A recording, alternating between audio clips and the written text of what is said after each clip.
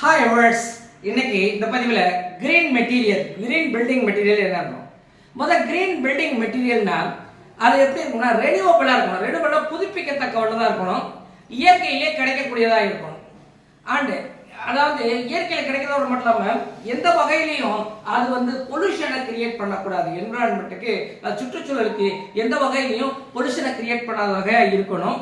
அதுல உதாரணமா சொல்லணும்னா ஸ்டோன், கார்க்னு சொல்றது, அது ரா எர்த்னா மண்ணு, ரா எர்த்து, ஸ்ட்ரா பேல் அப்படி சொல்றது, வைக்கோல்னால் செய்யப்பட்டது, பேம்பு, கோகனட் ஃபைபர், அப்புறம் வந்து செல்லுலோஸ் உள், இப்படி இதெல்லாம் வந்து இது வந்து கிரீன் மெட்டீரியலா நம்ம வந்து கட்டடத்துக்கு பயன்படுத்தலாம். இதனால இது வந்து சுற்றுச்சூழலுக்கு எந்த ஒரு பாதிப்பு வராது, லோ காஸ்டா இருக்கும், நம்ம சஸ்டைனபிளா இருக்கும்.